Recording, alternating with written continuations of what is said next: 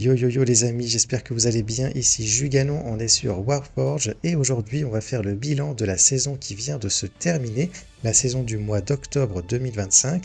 Cette saison elle a été très particulière parce que en fait elle a été plus courte que d'habitude. Les développeurs ont décidé d'écourter la saison pour que sa fin et le début de la saison suivante coïncident avec la sortie de la faction des Space Wolves et aussi la grosse mise à jour qui avait été annoncée et dont j'avais parlé sur la chaîne. Donc, cette saison, elle a duré seulement 2 semaines, à peu près 2 semaines, peut-être un petit peu plus, je ne sais plus exactement. Et donc, ça a été une saison vraiment très spéciale, très particulière. On va donc parler un petit peu de tout ça. Je vais vous montrer mes résultats comme d'habitude. Je vais vous montrer aussi mes decks. Mais on va d'abord discuter un petit peu de ce qui s'est passé lors de cette saison. Donc, les résultats. Comment ça se passe? Ça se passe ici, voilà. Donc j'ai terminé à la position 12 du classement général avec 3780 points. Donc voilà, je m'en sors super bien comme d'habitude, c'est vraiment cool. Du coup, ça m'a permis d'avoir mes petites récompenses habituelles, incluant donc le dos de carte qui ne change plus à présent, mais il semblerait que si l'on possède déjà ce dos de carte, donc si on fait top 50 2 fois de suite, eh bien on a l'impression qu'on obtient à ce moment-là une petite compensation de 1000 gold. Alors, on ne sait pas trop si c'est un bug ou si c'est intentionnel de la part des développeurs parce que on n'a pas eu de communication à ce niveau-là, ok? En tout cas, ça fait super plaisir ces 1000 pardon, petits gold qui sont venus s'ajouter à mon petit coffre de thunes dans le jeu. Ça fait super plaisir parce que les golds, c'est une ressource qui est à présent intéressante pour moi parce qu'elle me permet d'acheter les Battle Pass Premium lorsqu'il y a de nouvelles factions ou des extensions qui sortent dans le jeu. Et donc c'est vraiment super cool et très content de manière générale aussi des autres récompenses. Et j'ai un screenshot de plus à vous montrer les amis cette fois-ci, c'est celui-là. Et oui, parce que mon alliance, l'alliance Masterclass, est arrivée première du classement général, les amis, à la fin de la saison du mois d'octobre. Ça a été une saison, comme je vous disais, très spéciale, mais on a été à fond, on a joué la compétition à fond. Moi-même, je me suis pris au jeu, j'ai suivi la stratégie qui marche le mieux pour maximiser le nombre de points qu'on fait en ladder, c'est-à-dire que j'ai joué une seule faction, je me suis concentré dessus pendant la plupart de la saison et seulement quelques jours avant la fin, je me suis mis à farmer les points bonus avec les autres factions. J'ai motivé l'Alliance pour que tout le monde fasse à peu près la même chose. On s'en est plutôt bien sorti, mais malheureusement c'était pas suffisant et le Sanguinary Brotherhood qui est juste derrière nous ici était toujours devant nous donc au classement. Et donc on a utilisé une stratégie qui est un petit peu discutable on va dire, mais c'est quelque chose qui est parfaitement légal on va dire, puisque le jeu nous permet de le faire. Cette stratégie c'est quoi? Eh bien c'est de contacter des amis, des copains, des alliés, de faire des collaborations entre les différentes communautés de Warforge et de s'échanger des joueurs pour booster artificiellement entre guillemets le score global de notre alliance. Et donc c'est ce que j'ai fait moi aussi, j'ai fait appel au clan Taureau d'Airain, donc communauté francophone 100% francophone de joueurs sur Warforge. Ils ont accepté gentiment de bien vouloir m'aider en me fournissant donc 2 de leurs meilleurs joueurs qui sont venus renforcer les rangs de l'Alliance Masterclass, et grâce à eux et grâce au travail collaboratif de tout le monde, eh ben on a réussi à passer devant la deuxième alliance, la Sanguinary Brotherhood, et de terminer premier au classement général. Donc c'est super génial, on est tous hyper contents, hyper fiers. Voilà, c'est super cool et on espère que ça va pouvoir continuer comme ça dans les saisons à venir. On va essayer en tout cas de se concentrer, de jouer comme il faut, de booster nos points au maximum pour essayer d'atteindre le top du top. Voilà les amis, et donc ce que je vous propose maintenant c'est de regarder les différents decks avec lesquels j'ai joué, sauf qu'en fait non, on va pas faire ça tout de suite, on va d'abord aller faire un petit tour au niveau eh bien, au niveau du balance patch, puisque le jeu a reçu un mini balance patch lors de la sortie de l'extension de la faction pardon, des Space Wolves. Je ne sais pas du tout s'il y aura un autre balance patch qui arrivera dans les jours qui viennent. Si c'est le cas, je vous en parlerai. On n'a pas non plus vu pour le moment de Meta Report, donc voilà, on verra bien ce que ça donne. Mais je vais quand même vous parler de cette petite mise à jour d'équilibrage qui est arrivée. Donc en fait, cette mise à jour, elle concerne principalement le mode escarmouche, le mode skirmish. Donc on a désormais deux modes de jeu dans Warforged, le mode skirmish, escarmouche et le mode classique. Et les développeurs, on dirait, sont en train de partir dans cette direction qui consiste à faire des changements, à faire des ajustements spécifiques à un des deux modes à chaque fois, à un mode et à l'autre. Donc on verra bien ce que ça donne dans le futur, mais pour le moment, en tout cas, là, on a des changements qui ne s'appliquent que dans le mode escarmouche. Donc moi je trouve ça cool, c'est bien que les développeurs décident bien, d'avoir deux modes de jeu indépendants avec des balance patch, des changements indépendants les uns des autres, voilà, donc ça c'est cool. Et donc concrètement, qu'est-ce qu'on a? On a les Dark Angels qui ont un petit changement au niveau des points de quête. Dans le mode escarmouche, donc, ils ont désormais besoin de 4 points de quête pour créer un secret, alors qu'en temps normal et en mode classique, il faut avoir 3 points de quête pour créer un secret dans notre deck. Donc voilà, Asmodai était probablement trop gênant, trop dangereux, et il avait la possibilité de créer des secrets beaucoup trop rapidement, et étant donné qu'on a peu de cartes dans notre deck en mode skirmish, ça devait certainement poser problème, et donc les développeurs ont décidé voilà, de rendre la création de secrets plus difficile, plus lente. Il faut désormais 4 points de quête pour pouvoir le faire. Ensuite, on a des changements au niveau des sœurs de bataille, Adeptas Sororitas, ok, des changements spécifiques au mode escarmouche encore une fois, mais aussi des changements généraux. Et donc, on va regarder ça dans le mode skirmish. Le changement principal, le changement majeur, c'est lorsque une unité va prier, au lieu de gagner un point de foi uniquement à la fin de notre prière, au début de notre prochain tour, si notre unité n'a pas subi de dégâts, et bien maintenant, en fait, ce qui va se passer, c'est que nos unités vont immédiatement gagner un point de foi lorsqu'on va les faire prier, et gagneront un point de foi supplémentaire si la prière n'est pas interrompue. Ok, donc ça va permettre aux sisters de gagner en foi beaucoup plus rapidement en mode skirmish, ce dont elles avaient un petit peu besoin, en fait, parce que c'était extrêmement compliqué pour les sisters de gagner en foi, puisque étant donné la manière dont le mode skirmish fonctionne, comme ça va très vite, que c'est très agressif et tout, et ben voilà, on n'avait pas le temps de monter en point de foi, et donc c'était vraiment compliqué, et là maintenant ça va être plus facile. Donc ça c'est cool.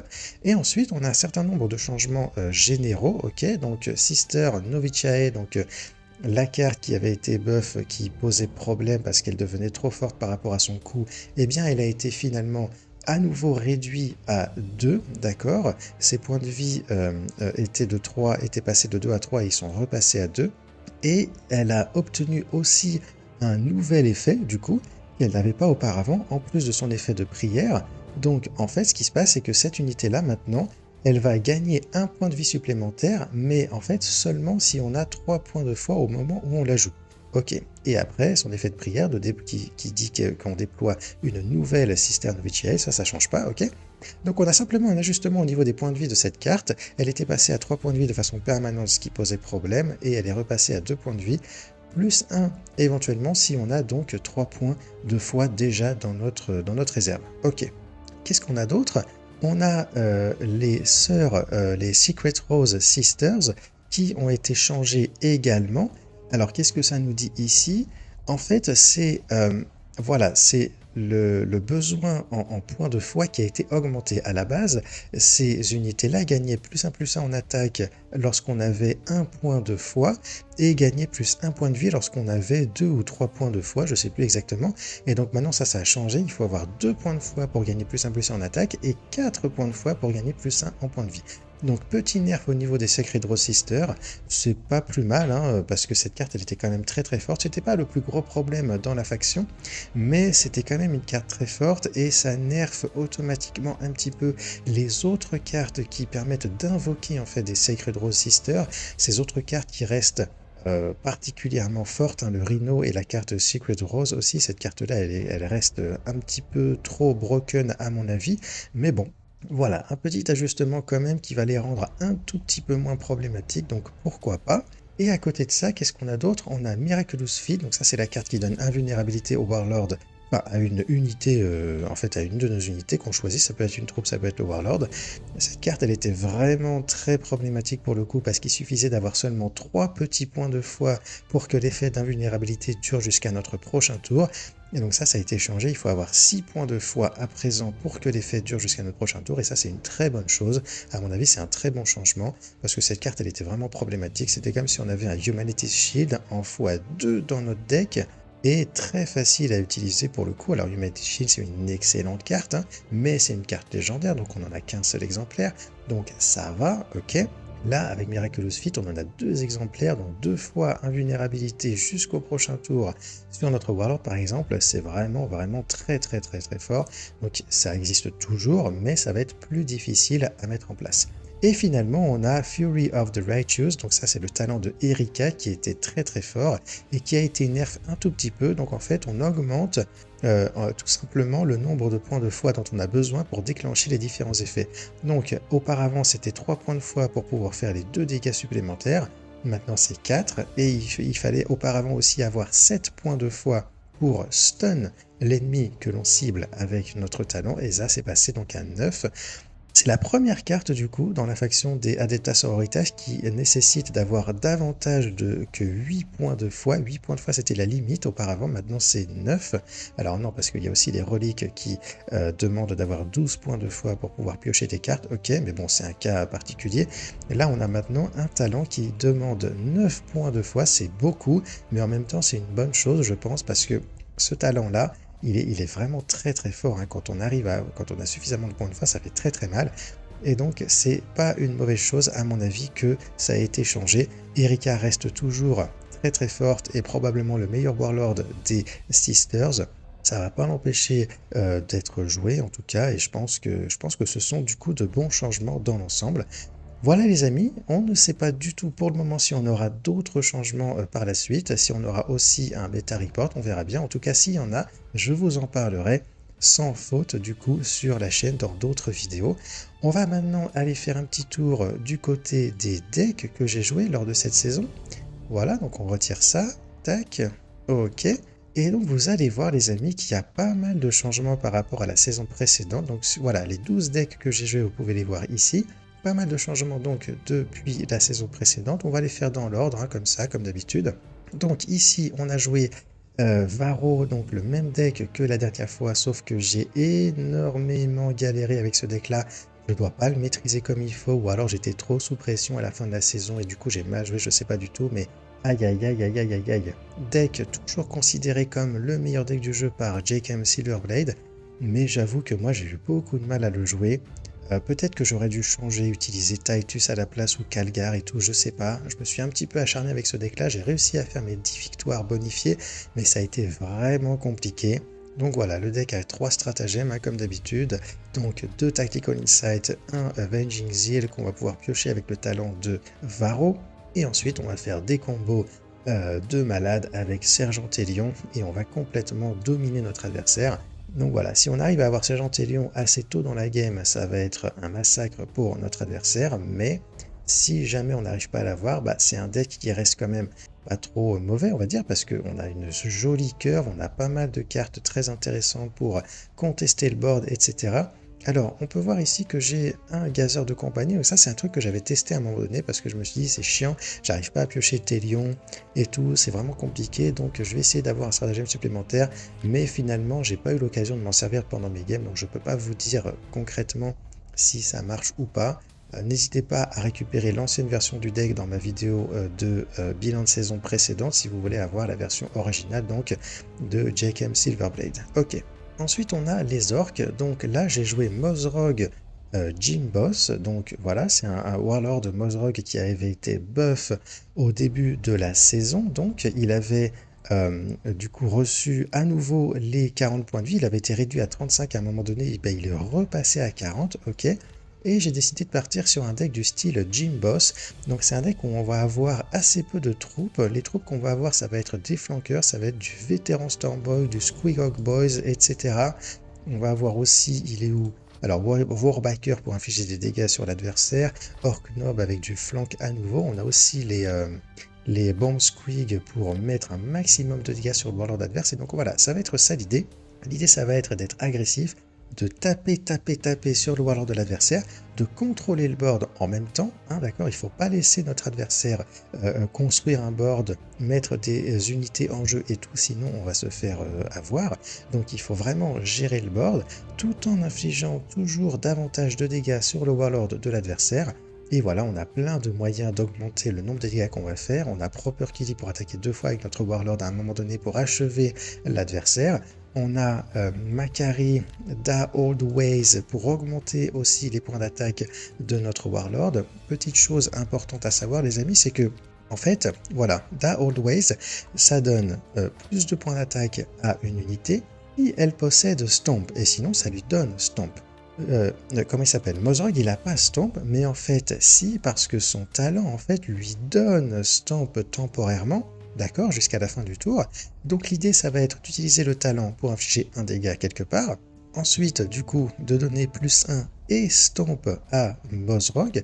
Une fois que Mozorg il a Stomp, on peut lui donner plus de points d'attaque avec Da Old Ways, voire éventuellement +4 si on a les deux Da Old Ways en main. Et ensuite, on utilise Proper Killy pour doubler son attaque. Et là, on peut faire vraiment des combos de fou avec ça. On a évidemment en plus Warbiker pour mettre des dégâts, hein. Elle est où? Scorch Assault, encore plus de dégâts, on a du soin ici, enfin voilà, du stun avec Attack Squig. J'utilise également la carte défensive du niveau 40 de la forge parce que je l'ai, et elle est vraiment super cool cette carte, elle nous permet aussi de stun une unité de l'adversaire. Donc vous voyez, on a un deck Gym Boss, un deck centré sur le Warlord avec des cartes autour qui vont nous permettre de gérer le board, d'augmenter les points d'attaque de notre Warlord, de le soigner, etc. Et on va massacrer notre adversaire. C'est un deck qui a très bien marché pour moi et que je vous conseille d'essayer. On passe ensuite aux Eldar avec Likis. Donc Likis, c'est exactement le deck que j'ai présenté dans mon deck guide, dans ma vidéo qui est sortie il n'y a pas longtemps, donc je ne vais pas revenir dessus. Allez voir mon deck guide les amis pour voir comment ce deck fonctionne dans le détail. On a ensuite Imhotep. J'ai pas l'habitude de jouer Imhotep, hein. Je suis pas non plus hyper balèze avec Imhotep, mais voilà. Amatek, ça marchait pas super bien pour moi, ça avait pas très bien marché la saison précédente et je me suis dit vas-y je vais changer, je vais partir sur Imhotep. J'ai récupéré ce deck que j'ai appelé Jeez parce qu'il vient d'un joueur, d'un pro des Necrons qui s'appelle Trap Jesus sur le Discord officiel du jeu. Et donc c'est une sorte de deck mid-range, voilà, où on va en fait mid-range et combo en même temps, puisqu'on va utiliser Immortal Pride pour réduire le coût du talent de notre Imhotep, tout en lui donnant de l'armure, donc comme ça va le rendre beaucoup plus difficile à tuer. Et ensuite, on va faire des combos de fou avec X-Mark Destroyer, on va complètement anéantir le bord de l'adversaire en jouant plein de fois de suite notre talent, et en infligeant à chaque fois plein de dégâts sur le bord de l'adversaire. On a aussi Damage X-Mark qui peut de la même manière faire énormément de dégâts sur le board de notre adversaire. Et puis après, on a tout ce qu'il faut dans les Necrons pour contester le board, hein. On a notre Treyarch, Praetorian, Tombblade, Technomancer, hein, toute la curve en early game très sympa. On a le Psychomancer, le Destroyer ici, le Chronomancer, on a le Locust Lord, le Necron Lord, Tomb-World aussi pour réinvoquer toutes nos unités en late game. Voilà, donc un deck hyper efficace, hyper bien construit et qui marche vraiment très bien. C'est ce qui peut se faire de mieux avec Imhotep en ce moment, avec les Necrons même en ce moment, hein. Donc n'hésitez pas les amis à tester ce deck là, ça marche vraiment très bien.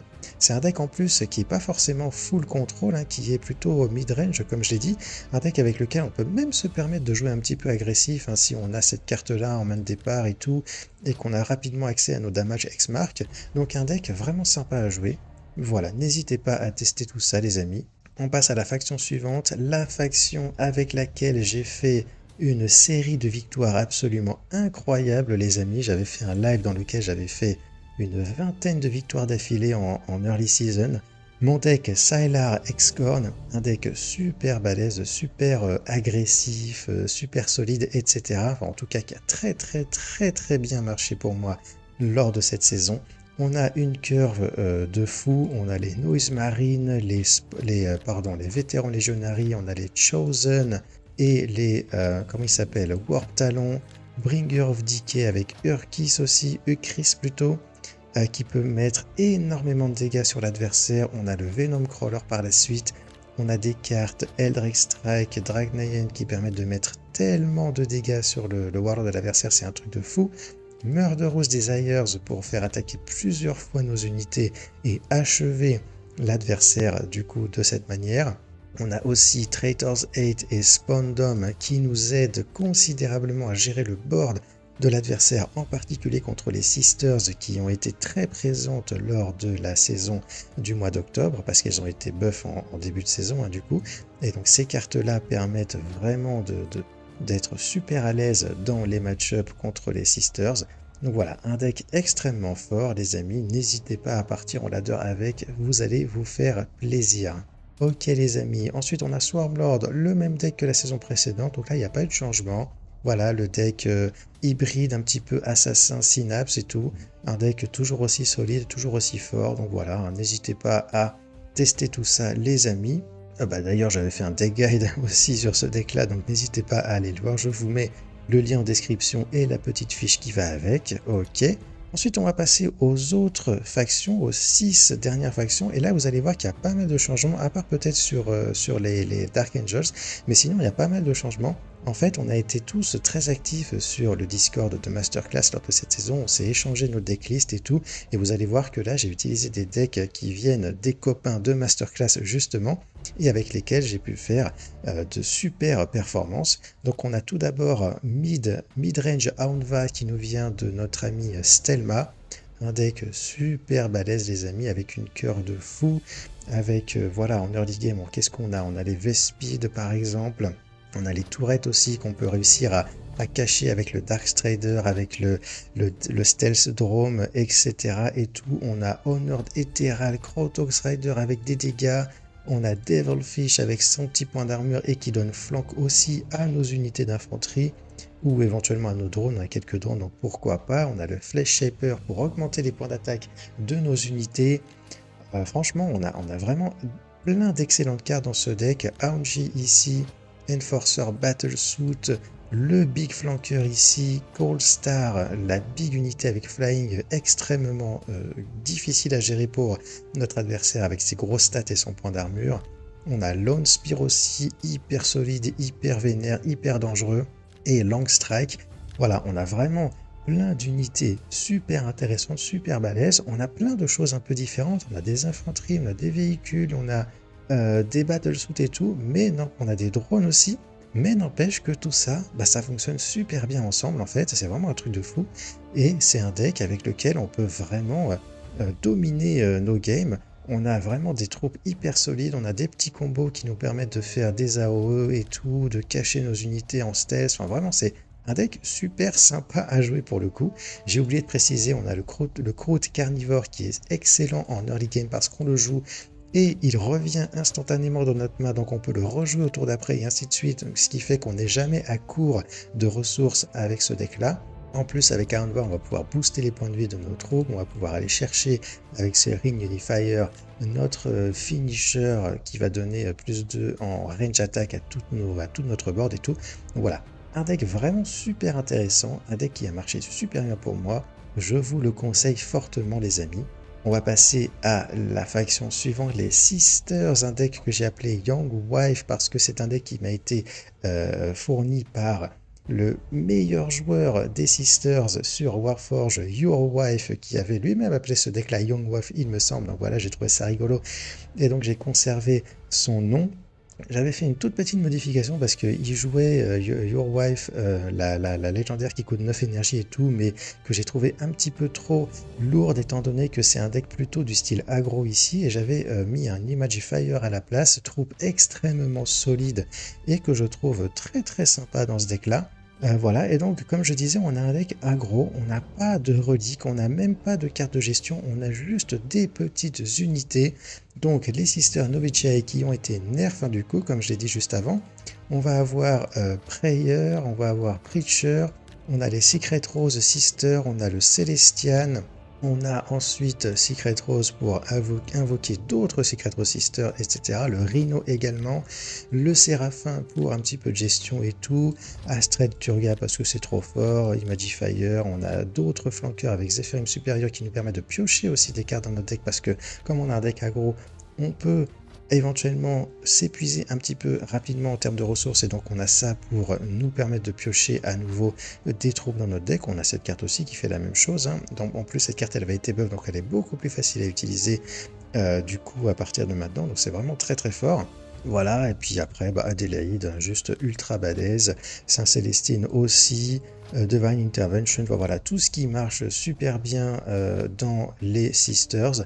Voilà, un deck dans lequel l'essentiel quand même va se jouer en early game, où on va jouer nos petites unités, on va leur donner plus de points de niveau avec Erika, on va leur donner des shields avec Prayer, avec éventuellement la nouvelle carte défensive des Sisters, ou alors vous pouvez faire comme moi et utiliser la carte défensive du niveau 40 si jamais vous l'avez, parce que ça marche super bien pour invoquer une Adélaïde à 4 énergies par exemple, c'est un truc de fou. Donc voilà, un deck qui marche vraiment bien parce que les Sisters, avec tous les buffs qu'elles ont reçus, vraiment elles sont très très fortes pour le coup. Voilà, les unités sont beaucoup plus solides. Avec Erika, on booste leurs points de vie, donc elles sont difficiles à gérer. On peut prier, gagner des points de face, remplir le board et dominer complètement nos adversaires avec un deck comme ça. En tout cas, ça a très très bien marché pour moi.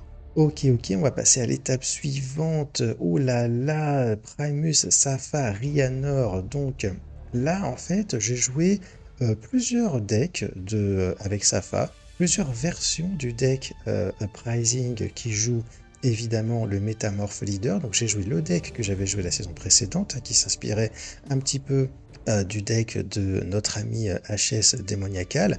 J'ai joué aussi une autre version de Mortar, donc un de nos meilleurs joueurs dans Masterclass, qui a une version un petit peu différente.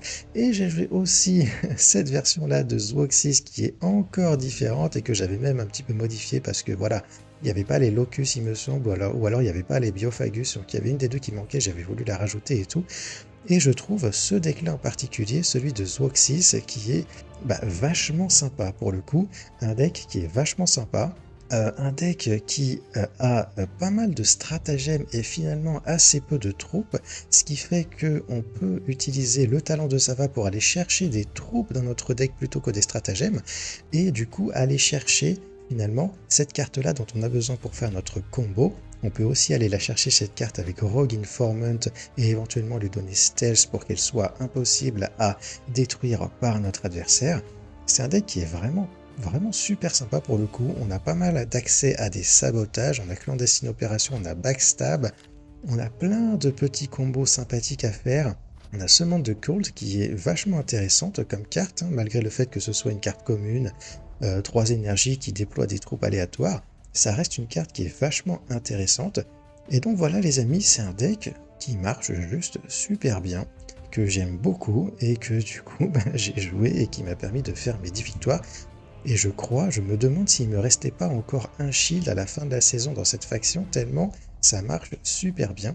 Comme je le disais dans ma vidéo sur le Meta Report et le Balance Patch de la saison précédente, eh bien, les changements qu'il y a eu sur le Métamorph Leader ne changent vraiment pas grand-chose, en tout cas c'est mon ressenti, hein, au fonctionnement de ce deck-là, parce que ce gars-là, il nous sert à faire des combos, donc qu'il ait des stats plus ou moins fortes, ça change rien, même s'il était 1-1-1, il serait toujours aussi fort pour pouvoir déclencher le combo de Uprising.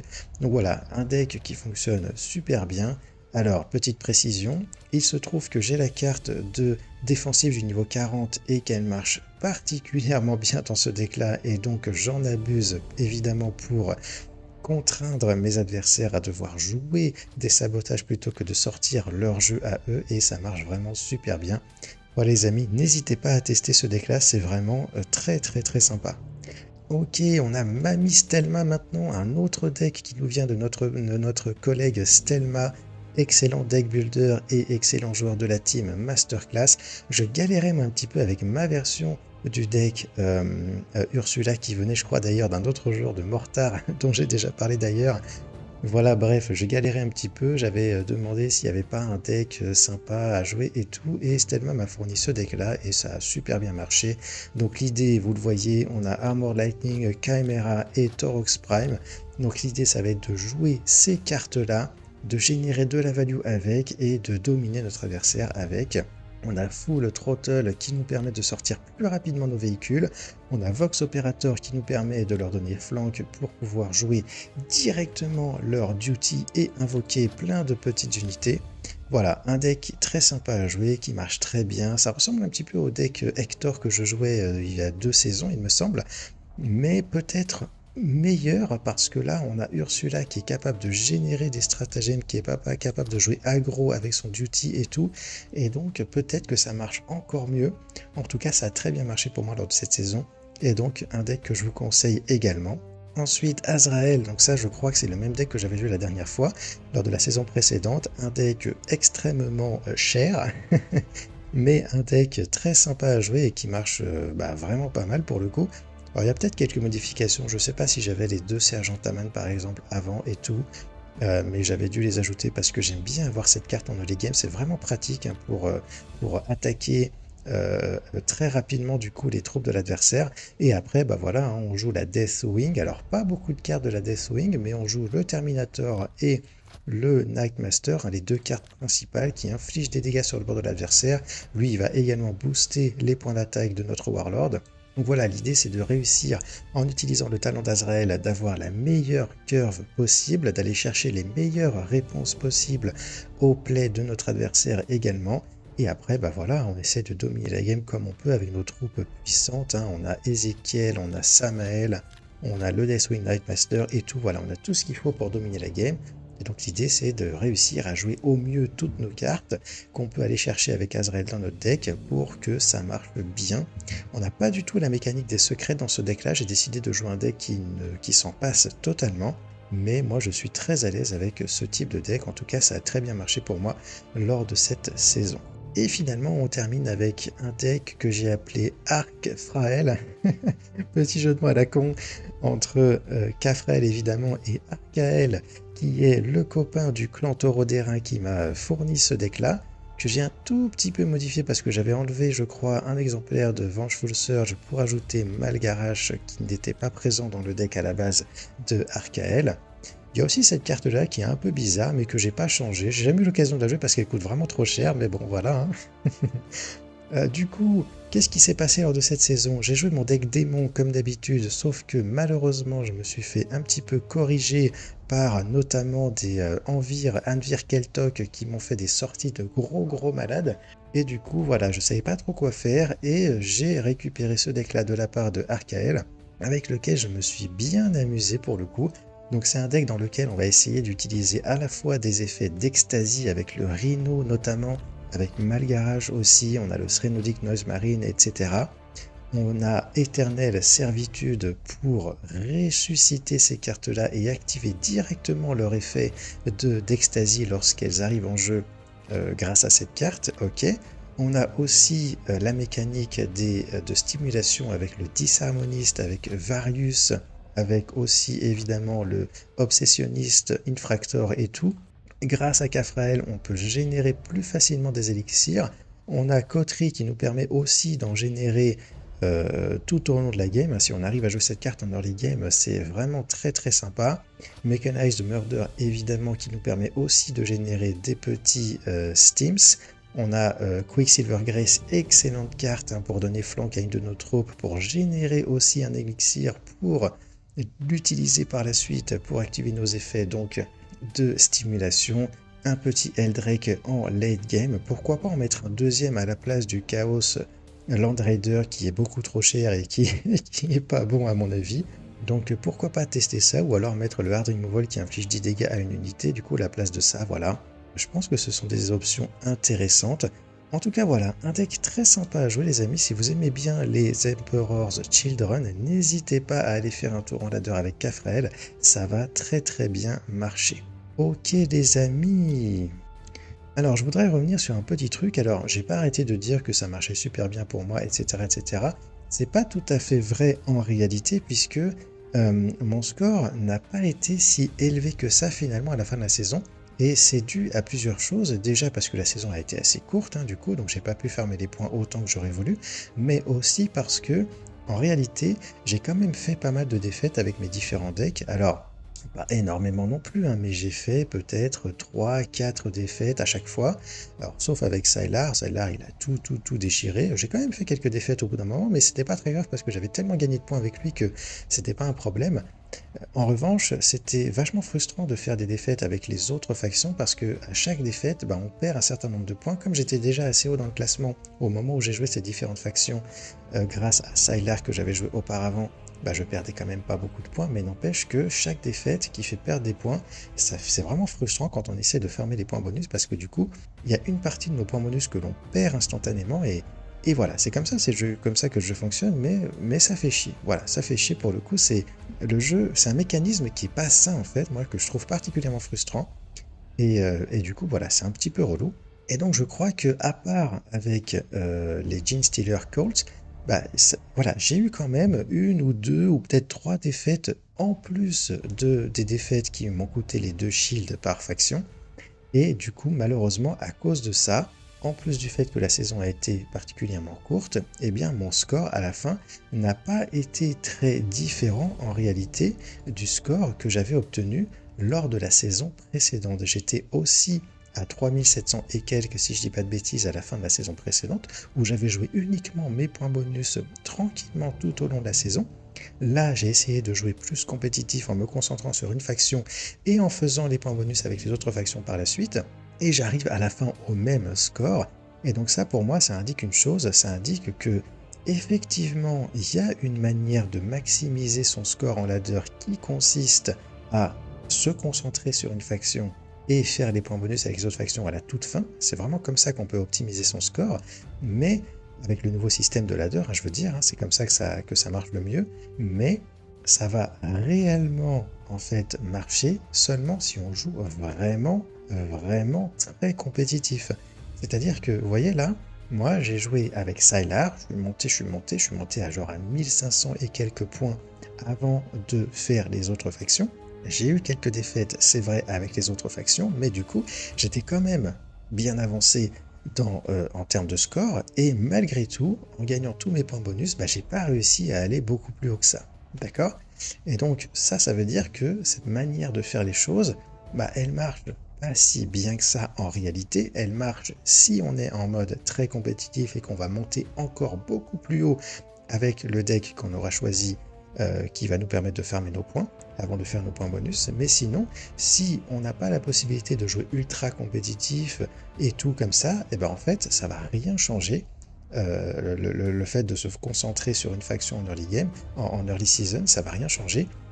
Autant faire les points bonus petit à petit, autant prendre son temps, ça reviendra finalement au même, comme ce que j'ai observé pour moi du coup ici par rapport à la saison précédente. Donc voilà les amis, je voulais juste faire un petit point là-dessus. Voilà, si vous voulez maximiser votre score en ladder, vous pouvez le faire en vous concentrant sur une seule faction et en faisant les autres à la fin de la saison. Mais si vous faites ça, il faut vraiment jouer à fond. D'accord? Il faut monter non pas à 1500 points comme j'avais fait moi, mais beaucoup plus que ça. Il faut monter à 2000 points, à 2500 points, peut-être même à 3000 points. Je ne sais pas si c'est possible, hein, parce qu'au bout d'un moment, ça devient compliqué de continuer à monter. Mais il faut monter vraiment le plus haut possible. Et il faut monter au moins, je pense, à 2000-2500 points pour que ça vaille vraiment le coup et que vous puissiez après arriver vraiment dans le top 10 et peut-être dans le top 1 ou le top 3 des meilleurs joueurs en farmant vos points bonus par la suite. Voilà, vous voyez, moi, en faisant ce que j'ai fait là, je suis arrivé à la position 12, j'étais arrivé à la position 11, je crois, à la saison d'avant, donc bon, en faisant juste mes points bonus, donc bon, vous voyez, voilà, si on fait pas ça vraiment, la compétition à fond, et ben finalement, ça change pas grand-chose. Ok les amis, et ben voilà, je pense qu'on a fait le tour. J'ai fait mon petit bilan de la saison. On a parlé un petit peu du mini balance patch que le jeu a reçu. On a parlé de mon résultat, des différentes stratégies pour maximiser les points. Voilà les amis, je pense qu'on a fait le tour. J'espère que ça vous aura intéressé. N'hésitez pas à commenter, à liker, partager, à vous abonner les amis. Très important. Voilà les amis, et donc il ne me reste plus qu'à vous dire ciao ciao, à la prochaine, portez-vous bien et Juganon out.